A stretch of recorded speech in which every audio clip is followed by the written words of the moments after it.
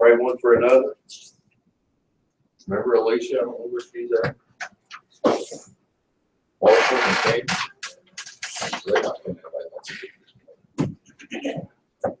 He said he went to Eagles. That's why he was late. He went by Eagles to get breakfast. He sat there and waited for them to make gravy, and they never did. He said, I didn't get a biscuit. I was so mad I left. Y'all forgot her in the vehicle? Good thing it ain't 110 degrees outside. Just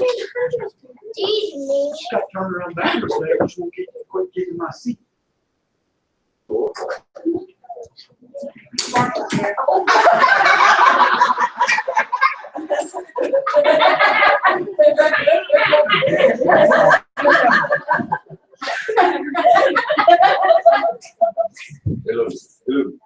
got to turn down.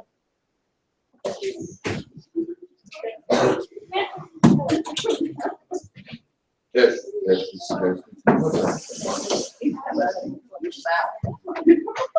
Testing 1, 2 fingers on.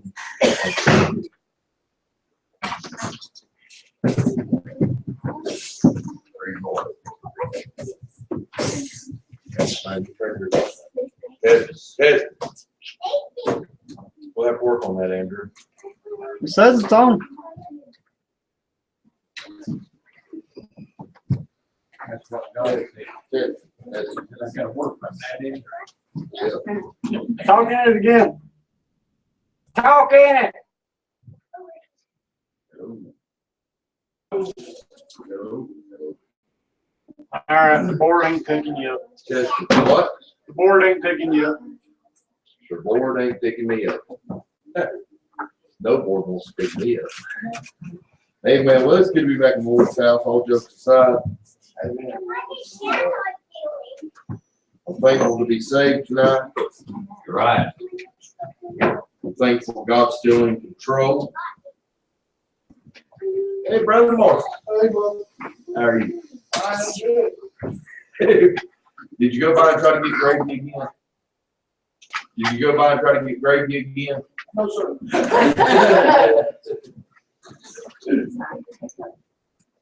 Yeah. But it is good to be back in Ward's house. I'm thankful for his many blessings. To pray for Andrew and Misty. They need tremendous amount of prayer. They were playing the NBA 2013 today. And I mean, they got ill with each other.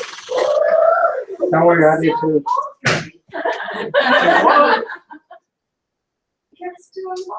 So we need to pray for them that they will go home and work on their aggressive anger towards one another.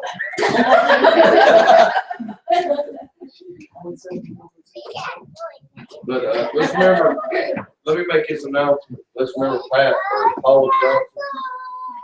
Tomorrow between 3 and 5, they're going to have a memorial get together. I guess what it is going to be called.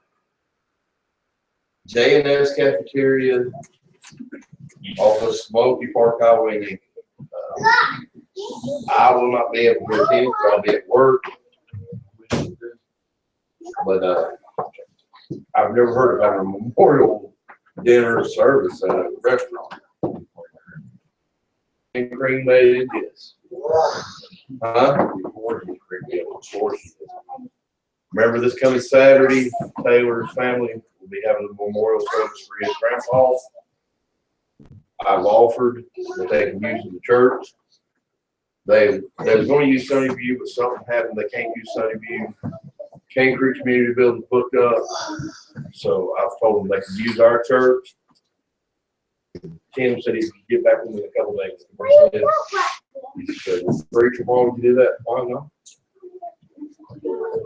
Why not? Right. Great place to have right here. Remember my family, I don't know none of the details of anything. Jim was in Georgia, so I really don't know none of the details. I remember growing up, me and Dwayne, he was one of our favorite uncles on my dad's side. He's my dad's brother. we'd get by with anything.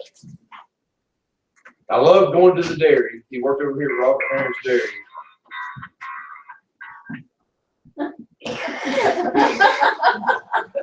Marshall reached around taking his phone. Hey man, but we loved going over there because it was cool. He done all the milking. I'd follow him around in the milk area, just watching him hook the cows up to be milked. He didn't do the old style. He did when he was younger, but by then they progressed into machine powered. I remember one day I watched him milk probably 400 cows in one set. Just herd them in, milk the first set, herd them out, and milk another set. But it was always neat watching that stuff. And back then he weighed about 450 pounds. He was pretty big. He was. But Brother Kenny, the last time I seen him or seen a picture of him, he was down to about 180. He dropped that much weight. And he was in his 70s. I know Jim had to be at least in his early 70s. But my dad would have been like 66, 67. My dad was one of the youngest. Huh? Yeah, you wouldn't recognize him. Small. Remember his two boys? There again, one's an airplane pilot for U.S. Airways, flies all over this country. And the other one, I have no clue about. You know, after years go on, you lose track. Especially in a case like what happened. My dad passed away, and we were never real close with that side of the family. Jim moved away. But just remember the family. Kira and Sherry would tell me they were going to a family reunion, and he was there. I don't remember going to the family reunion, so it's been a long time. So just remember that. Remember all the dads, especially the family of Tennessee. That the guy paid for his wife called him on Monday, getting the girls from getting out, getting her up, due to the fire. Or said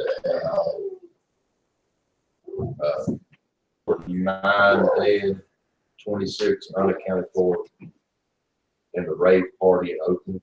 Yes, that happened Friday night. What a rave party was. I had Sherry look it up. Does anyone understand what a rave party is? It's electronic lights and lasers and music. And they'll pack 800 to 900 people in a small area for this party. And they don't do it at a loaded place. The stairs that they built for this place was out of pallets, stacked pallets at an angle to get up here. You know, first things first, some people are touched in the head to have to go into something like that. So let's remember this going on. They're showing families meeting at a local church out there with no word about their family. He's ever been to a rave party?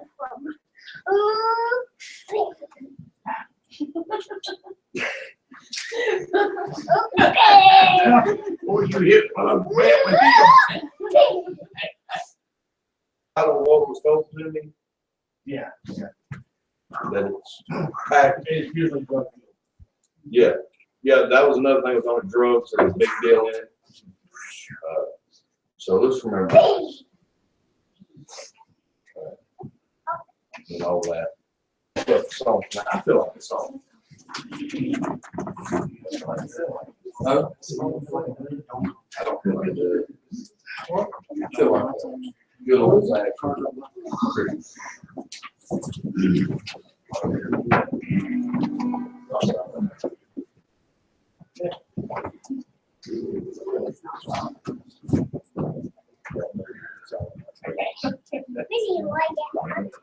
So wait a minute. Look around, nobody over here, they do that very well. But when you're standing on the right side of the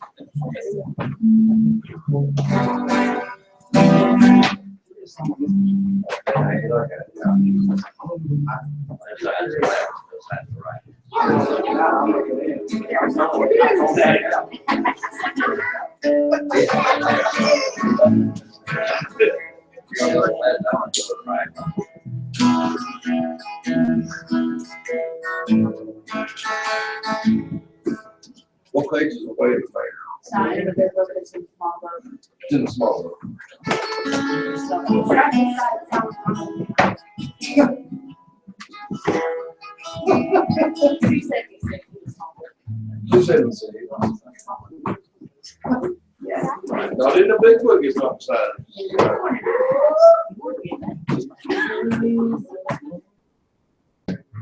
That's it. You found that.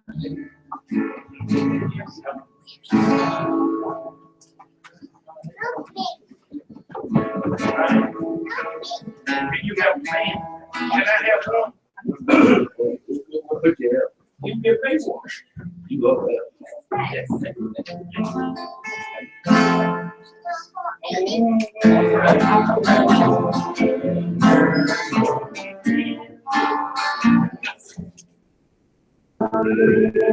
Lord Jesus, lay down his sleep.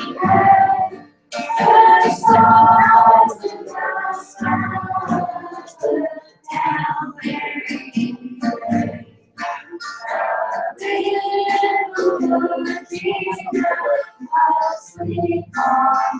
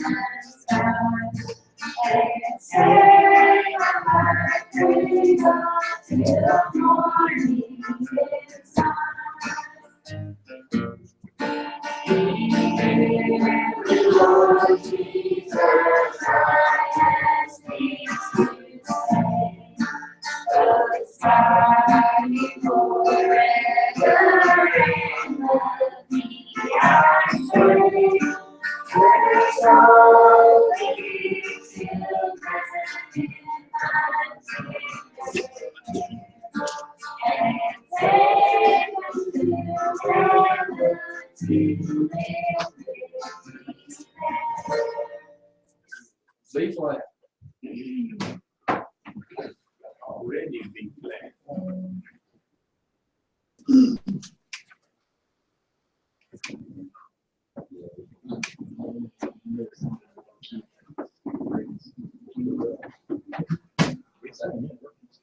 Yeah, it's C.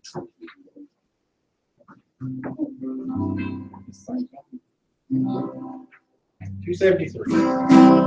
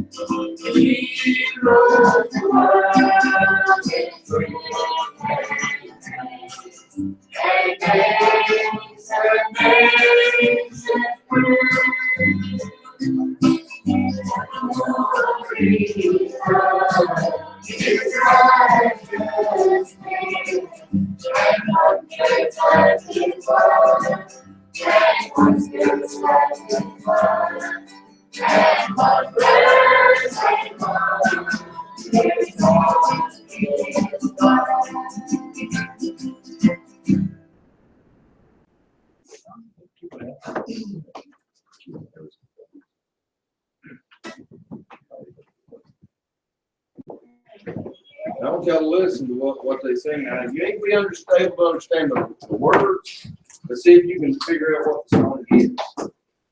They're singing in German.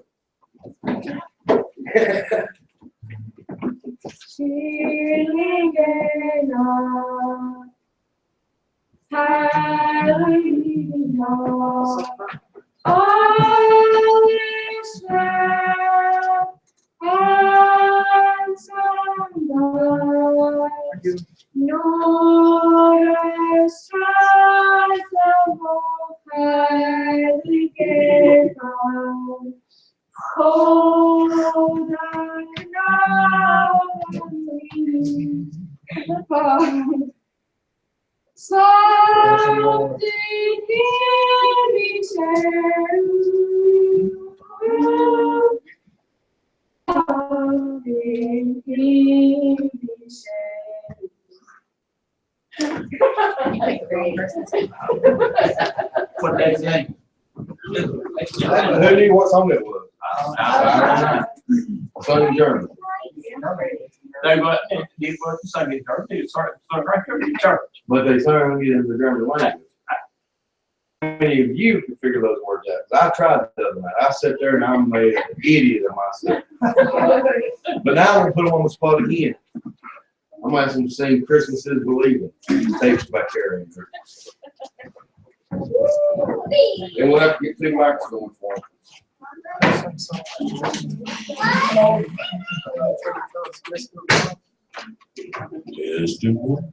We got one.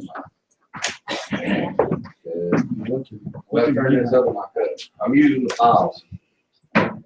Yes. You ain't got but one on. No, I got 2. The files? Yeah. Is it on? One's dead. One's crooked. I'm working here.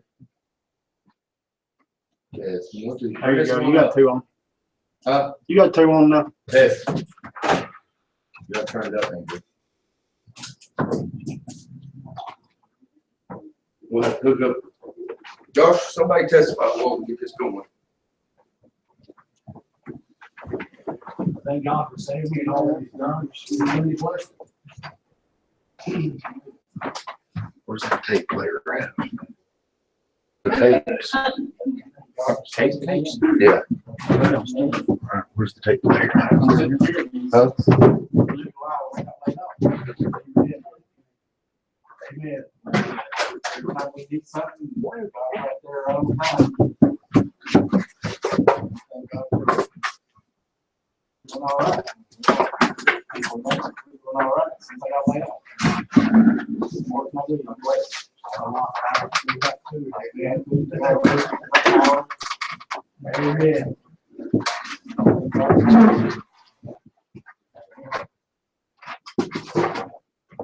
Anybody else?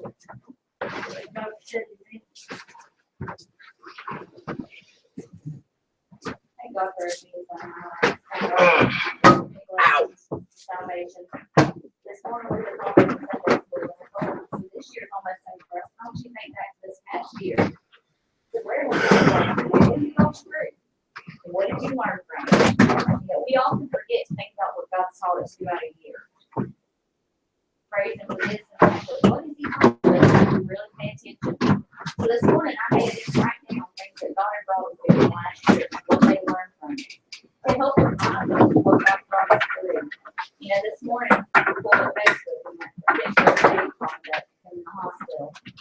First aid he had on those clothes. And I thought, see it now? Who would have knew a year ago he was in the hospital? He just had baby back there. That's God. Nothing we did, nothing the doctor did, God. And I just thank God for His many blessings. And go to our Sunday school class. Sometimes our lessons might not seem like a lot to a lot of teachers. But sometimes God just puts it on my heart that let's just talk about what he's done. Let's get them to really think about it. And I thank God for that because it's something that a lot of kids don't get to do. They don't do anymore. They don't remember what God's done. They don't look at what God has done in their lives. They go, well, it's mom and daddy take care of their Christmas is below, it should be in there. but it's not mom and dad's fault. So and I think that's a big reminder that all the kids need, you know, to be thankful every day for what God has brought. These girls could be one of these ones that have you into drugs and different things. But God's kept them from it, and I thank God for that.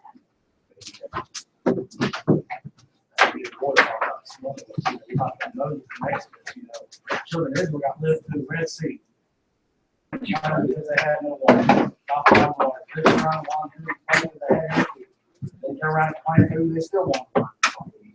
That's what God brought you. What has He done in your life? What do we have to murder? In our lives. That's what they did about us. He said, you know, you're God. Look at me, he said, that morning, it was my insurance. It was like God rubbed my back, my spine. I said, I believe that's what God was touching. Before the doctors even had a chance to get in there and open them up. And that's what God will do if we give them the opportunity and the chance. And He'll lead that way.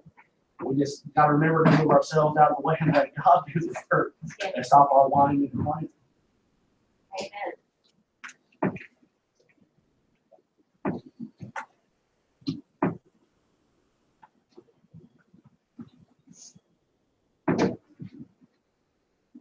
It's our place to glorify God. It's our job to praise God. So, remember in the Bible, talk about the 10 that was cured of leprosy. Jesus said, for the other 9, one turned and thank. That's the way it is here now. But make people thank God I be here. God cured me a cancer. Lord, thank you for that. When they told me I had cancer, I did. I thought, well, I'm dead. I thought that's it, man. But you know, the doctor said, well, you know, that doesn't mean that it's over. And then when I really got to praying about it and everything, I realized that it's going to take God to take care of this. And He did. Boy, I thank you. I praise God. Christmas is believing that when Jesus Christ was born, God came down from heaven on that first Christmas morn. Christmas is believing to all mankind was wrapped and laid in mangers, and by faith you can find. You just can't have a Christmas without believing. But you can have this gift of love this holy season. There's so much more to Christmas than just a feeling. In my heart, I know that Christmas is believing. Christmas is believing that 2,000 years ago, the shine in the darkness and the world didn't know. Christmas is believing that the Savior is Christ the Lord, and if we will believe Him, we will live forevermore. You just can't have a Christmas without believing. But you can have this gift of love this holy season. There's so much more to Christmas than just a feeling. In my heart, I know that Christmas is believing.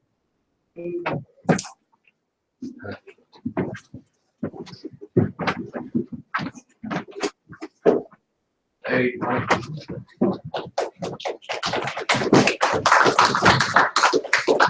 I don't know what we done with the soundtrack. We can't find it. Huh?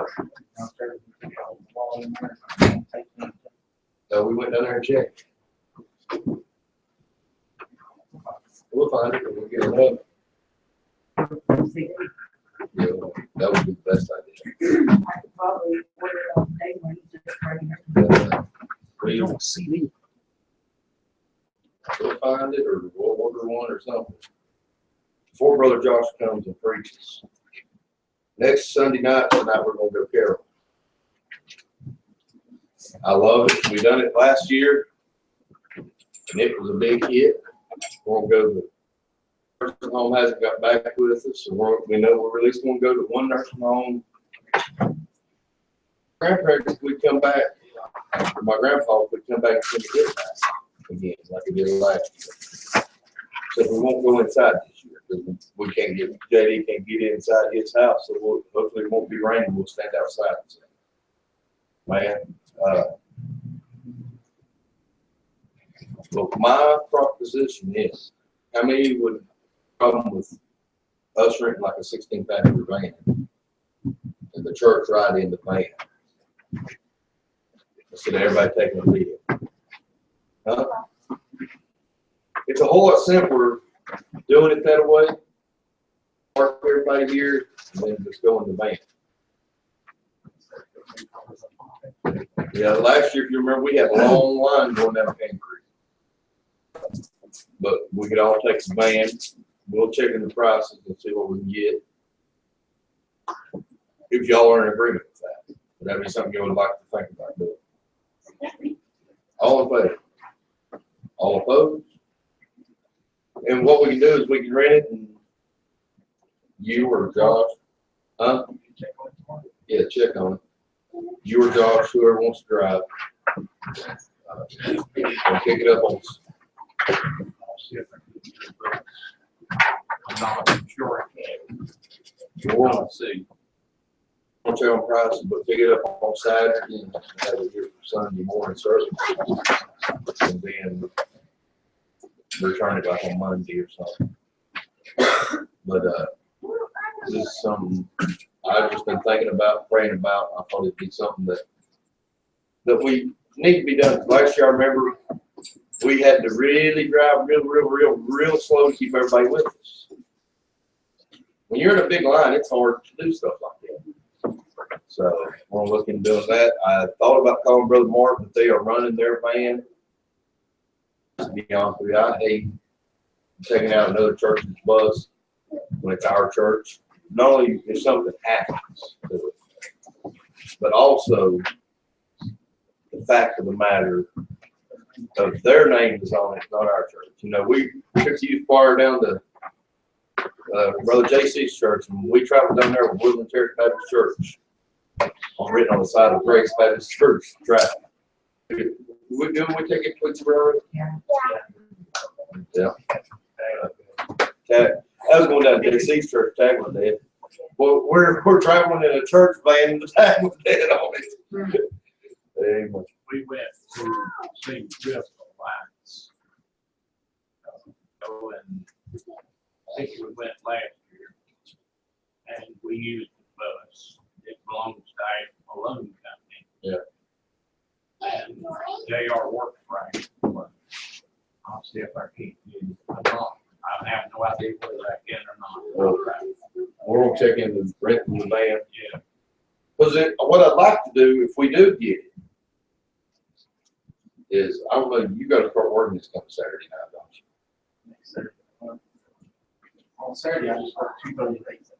Oh, so you were, Maybe try to go to see a light show or something. Take everybody to see a light show. like Shadracks or something like that. So we're looking at that. Now, I will drive our van. Take it, because it's just simpler. And it's hard to find out the 16 passenger handicap accessible van. To be honest with you. It's near impossible. And if you have it, the ones who do have it want about $1,000 to rent it for 2 days. We'll drive our own van. Because of that. We did that when we went to Tweetsie, wasn't it? Yeah, you drove, I drove. Marshall, you drove.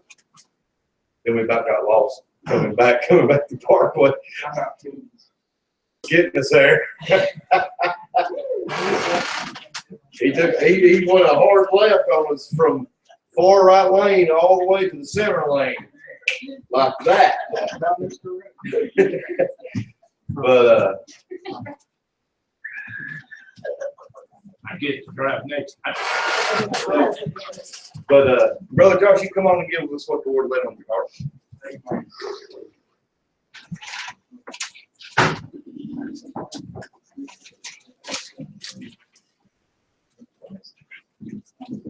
Amen. It's good to be back in the Lord's house. Good. Thank God for his many blessings and everything that he does. I'm there for a minute, let me get on with my message. Amen. If you will, if you open your Bible to the book of Job, chapter 1, verse number 1.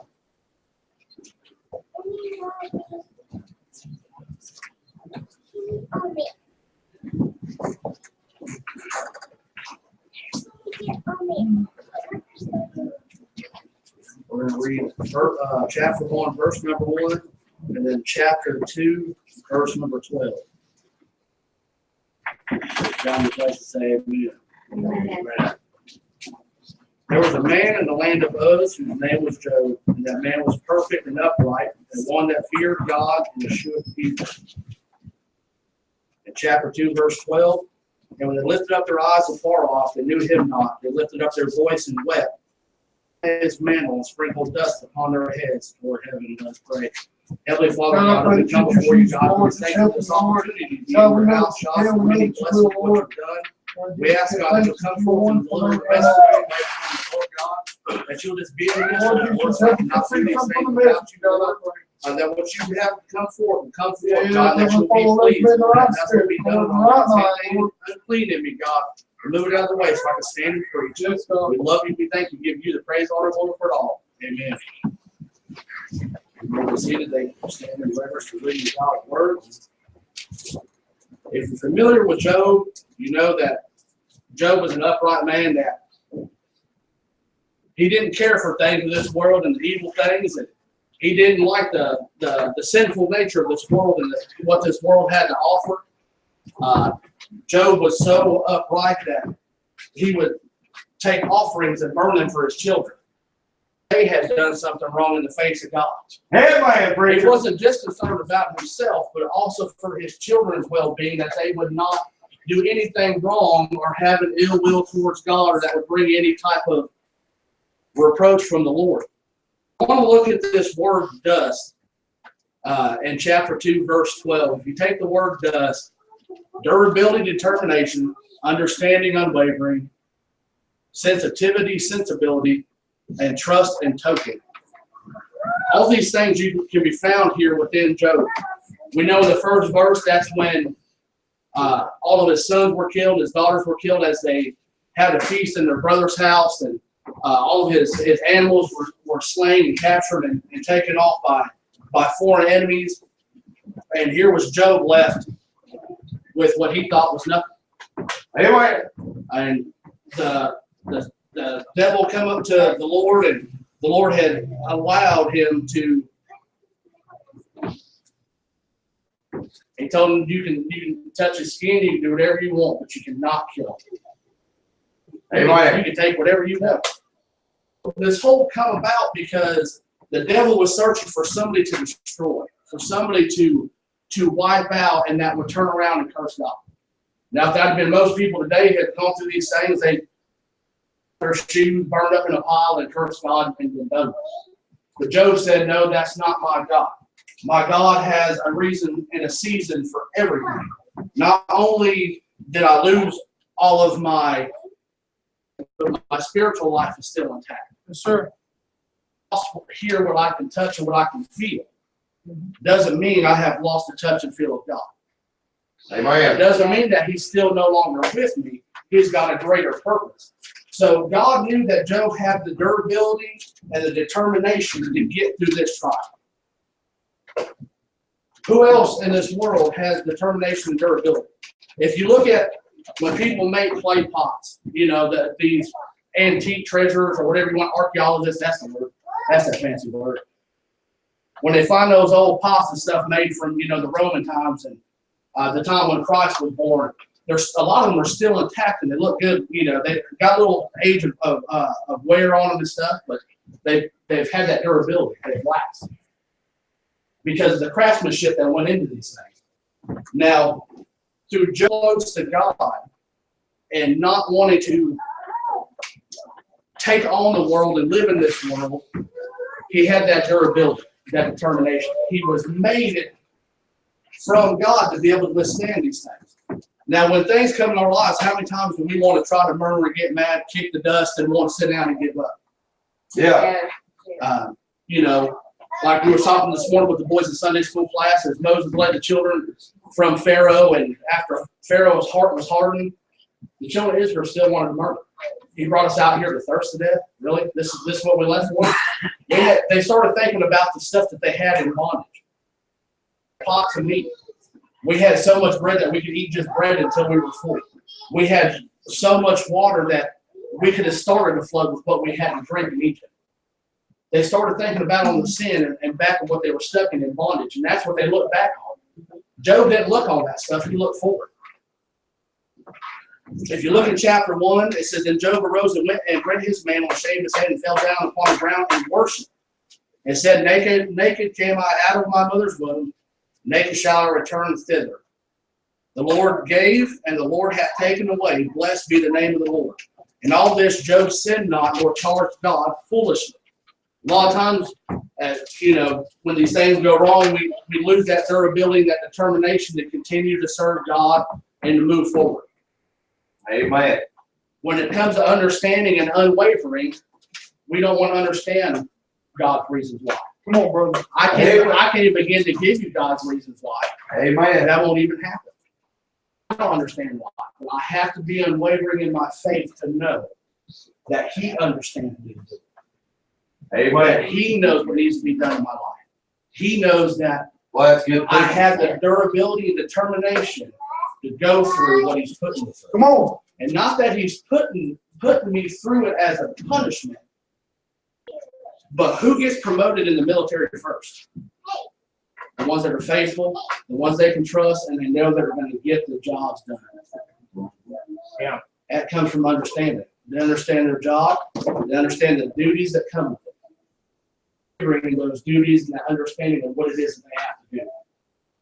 So a lot of times when we go through these things in life, when God gives them to us, it's because He trusts us so much and He knows that we're going to be unwavering in what we do for Him, that this world is going to look at us and say, hey, what is it that keeps you going? What keeps you moving forward? And the only answer is God and His many blessings. Job still worshiped that. Even after all this stuff happened, Job still worshiped God. He had that sensitivity and that sensibility. He was sensitive to God's spirit and that will. He knew that God had a reason. He had enough common sense that God gave lots of animal crackers that if he took it from me, He's going to give me back way more than I can even handle. He knew that thought never crossed his mind when God will never take care of me again. He had enough sense to say, okay, well, He gave it. He took it. He's going to give it again. And even if He doesn't give it again, I came into this world naked, unclothed, with nothing to my name. And if that's the way I have to go out, that's God's will. Amen. Right. And all during this Well, that's good time, preaching. he never turned around and he didn't sin and he didn't charge God foolishly. He trusted in God. And in that trust, you become a token of God's love and what God can do in your life. A lot of people think of token as a little coins. When you give your wife flowers on any special occasion or just any time, it's a token of your love. It means to you. So when you go through these things and you have withstood and you have had that durability, that determination, you didn't waver, you were sensitive to God's spirit, and you attempted to understand that God has a reason for it all. And you put that trust fully in Him, you become a token to Him. You're a token of His love to this world. Because people often understand, Brother Kenny, even though you lost your job and you have all these things going on,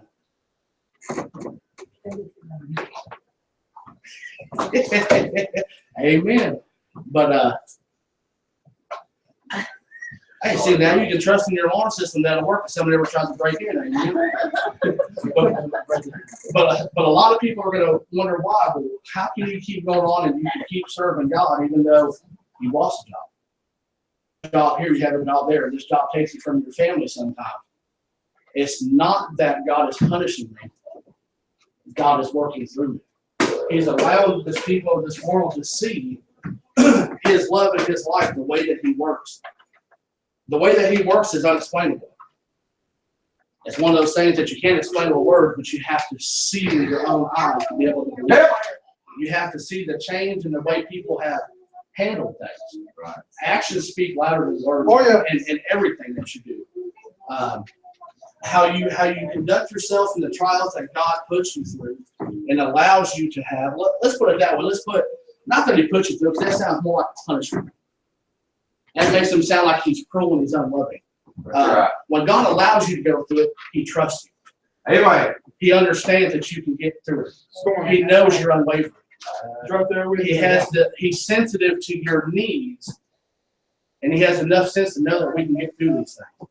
He made us durable enough to bend, but not to break. He gave us the determination to get through these things, and when you can no longer walk and get through these hardships of life, what's the easiest thing to get down and do? Pray. Crawl. Get on your knees and crawl. Pray. Because on your knees, that's when you're going to stand your tallest in this life. Where God wants you. Exactly. God wants you on your knees to pray to Him. Not because it's a power trip or He's some type of ego-driven God. He doesn't want that. If that was the case, He would have the rocks and trees cry. What does He need us for? But because He loves us, He made us durable. He gave us determination to get through. He made us unwavering. He gave us an understanding. He made us sensitive. He gave us sensibility. He gave us that trust under His love. And under this world to show people what it is that God does. Have we shown this world that we have that durability from God?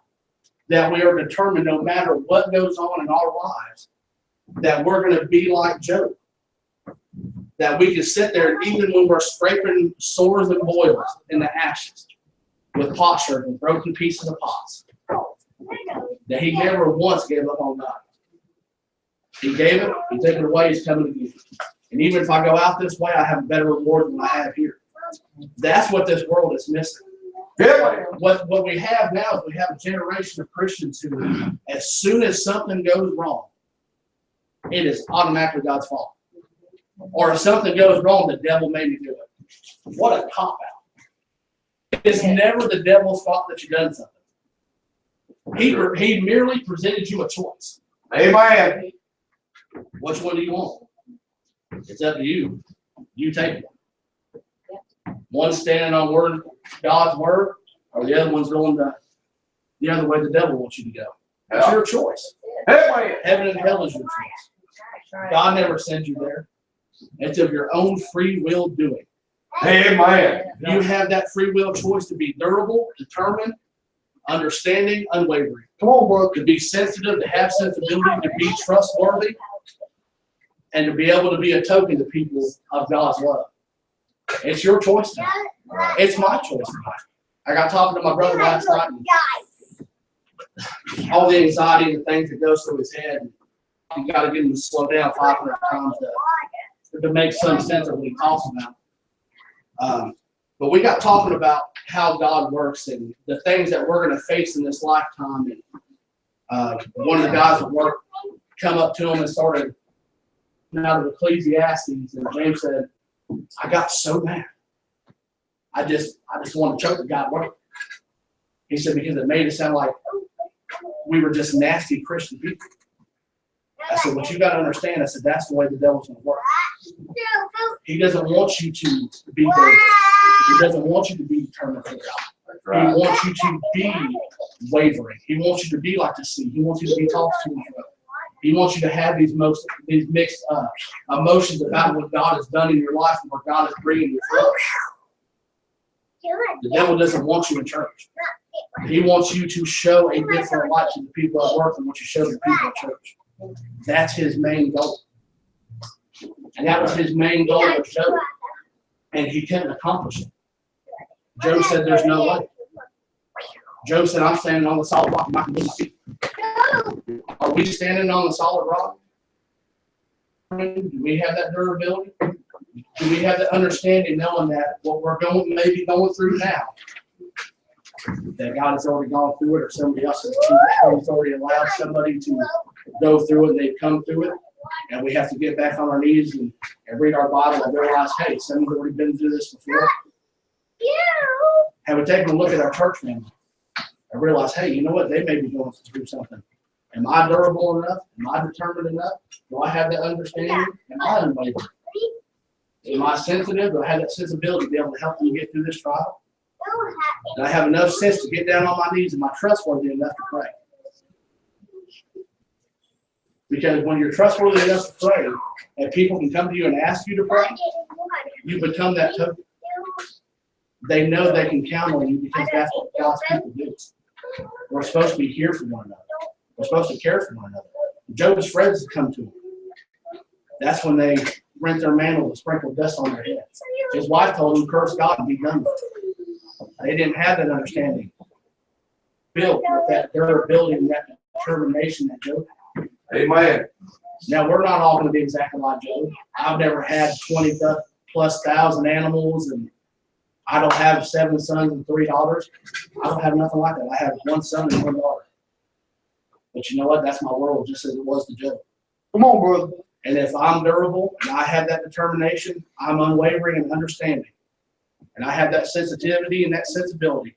Amen, brother. Trustworthy, and I can be a token from God to this world to teach my children the right way and show them that when things get going rough, all we have to do is drop down and wait and pray. This way. Yes, sir. Don't give up when the fight starts. What would happen if the Marines went into battle and first bullet flew, they threw down their guns and ran the other way? We'd be in a lot of trouble. They wouldn't be the Marines. They definitely wouldn't be the few around. Hey, man, they'd be the scared cats on the other direction. That'd be me. And that's what we got to remember, that if God is our buckler, our hard tower, our shield, if he's the one that goes before us, Brother Marshall, if he's that author and finisher of our faith, Oh, yeah. what do we have to be afraid of? Yeah. We were formed from the dust of the earth. That's right, brother. So we're formed from that dust of the earth, that determination, that durability, the understanding, the unwavering, that sensitivity, sensibility, trust, and token. If that's what we're built from, why do we turn around and run the other way when the going gets tough? When the going gets tough, Christians need to get the brain. That's what we forget. And leave things in God's hands and just know that we're a winner either way. Yeah. Whether it's the beginning or the end, God's got a will and a way for it. And that when he makes that will and the way, it's going to be perfect. That's we'll all stand to our feet. Head bowed, eyes closed.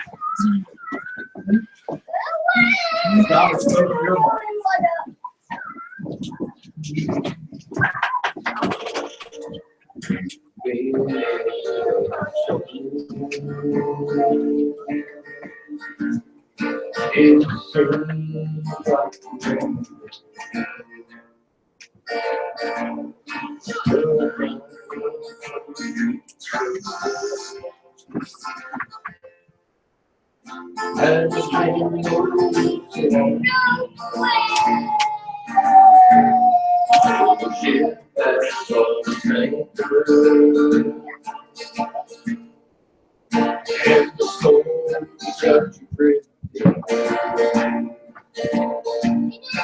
But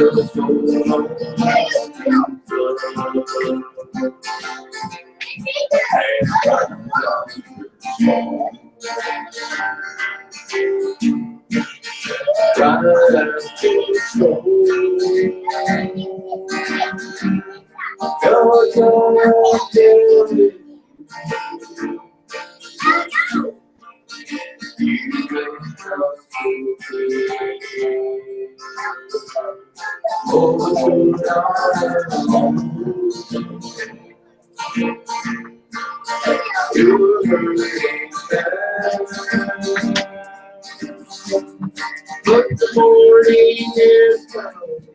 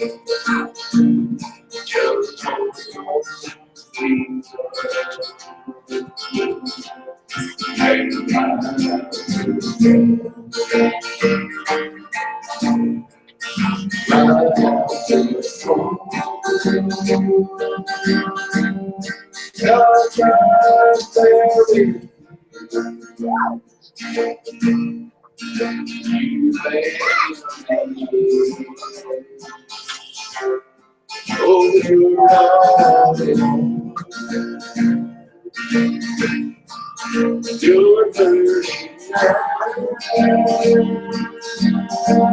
But the morning is